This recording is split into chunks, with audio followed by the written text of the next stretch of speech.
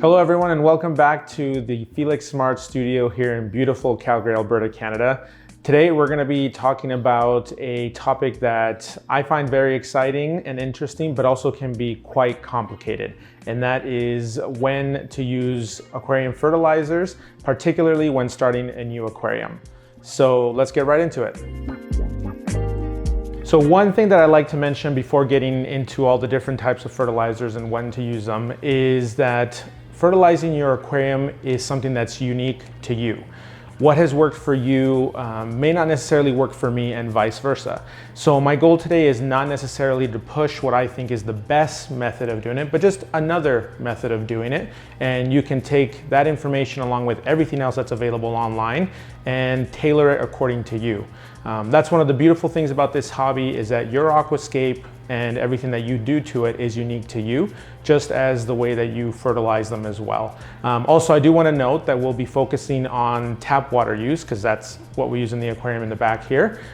So if you do use things like reverse osmosis water or anything like that, I'm sure there's tons of information out there that you can get. So my main goal is to keep this information simple. That's the way that I like to take the information. While I enjoy the science of fertilizers, they definitely can get quite involved, and I'd rather keep it simple as that's best for my own aquariums. Now, fish produce waste, and that waste is nutrients for plants. However, it's not very common to have enough of that waste to really feed your plants the balanced diet, essentially, that they need to grow and develop well. Now, fertilizers are used then to compensate for those nutrients.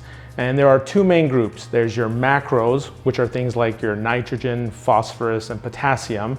And then there's your micros, which are things like cobalt, boron, copper, and a bunch of other ones. And ideally what you want to do is make sure that you have enough of both of those groups in your aquariums at all times. Now, the best way to do this is with fertilizers, whether they are liquid fertilizers, powder fertilizers, or capsules. Now, it's very popular right now to use liquid fertilizers.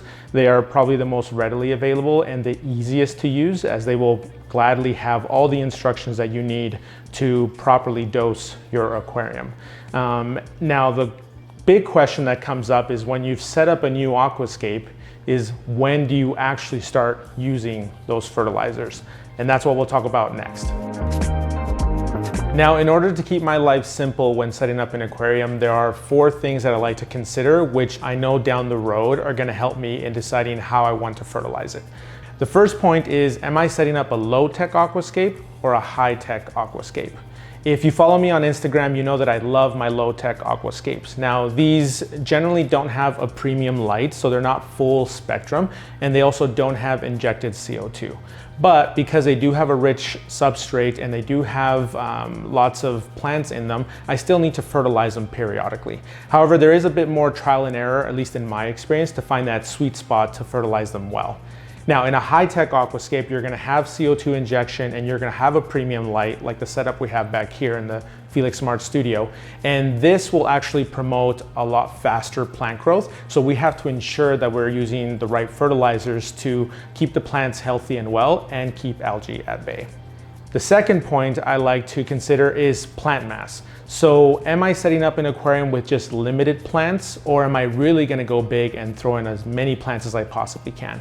Obviously, the more plants you use, then the more fertilizer you're gonna use because there's gonna be more plants that need it.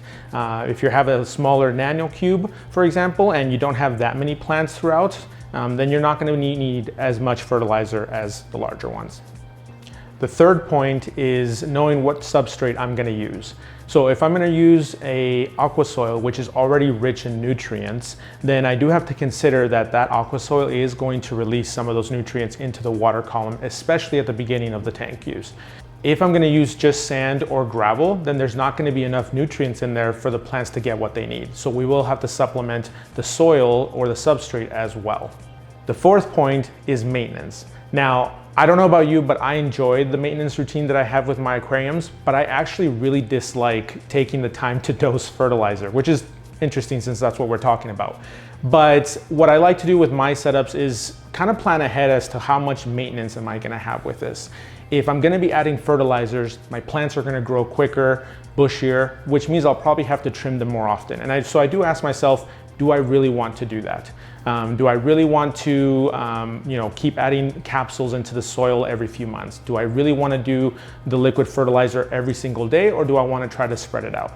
So consider how much time you actually want to commit to your aquarium, and that could decide how much fertilizer you actually want to use. Now, something that helps me decide whether my aquarium is ready to have fertilizers added is to test for nitrate levels. As we kind of talked about earlier, fish produce waste, and that waste is nutrients. And in this case, nitrate is probably one of the more common ones that is found in an aquarium. So I usually like to measure the nitrate level in the aquarium before I decide which fertilizer to use.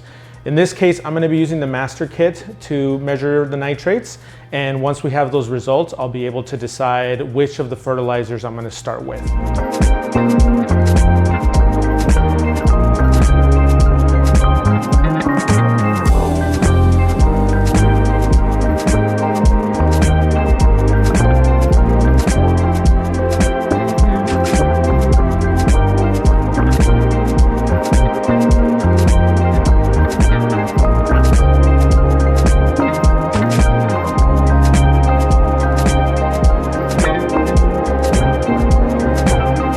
All right, so it's been 5 minutes and our results are in, and already a lot of the things that I was thinking about were going wrong with this tank are being manifested with the results. So an important thing to know about tests is that I personally don't test all the time. So I usually do it with a brand new setup like this, usually for the first few weeks when I'm trying to kind of figure out the fertilizing situation. And then if anything goes wrong, if I were to come into the studio and I find that there's dead fish, I might be willing to test more just to see if I can pinpoint what might be wrong. But in this case, we can see that according to the test,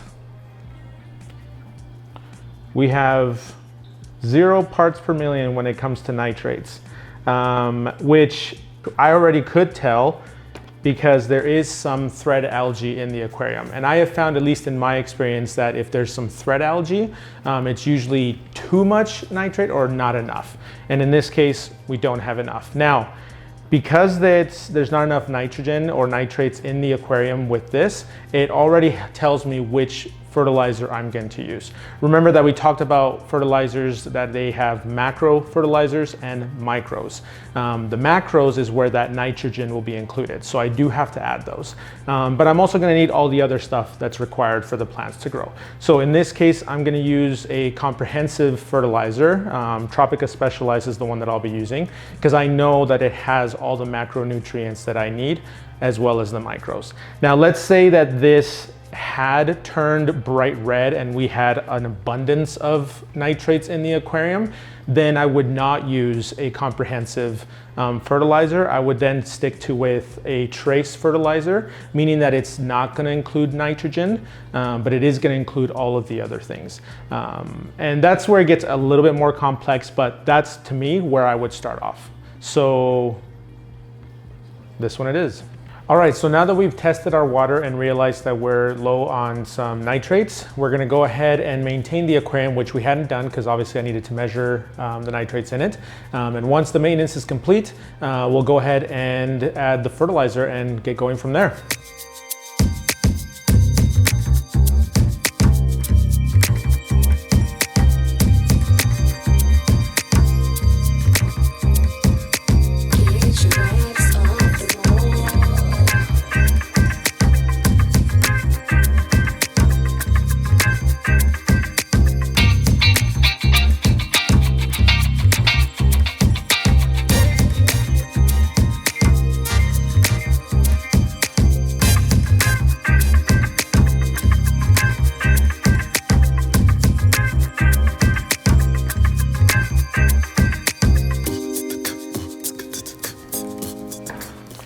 All right, so we've gone ahead and finished the maintenance on the tank. We've gone ahead and added the all-in-one fertilizer. Again, we chose this because the tank was lacking in nitrates.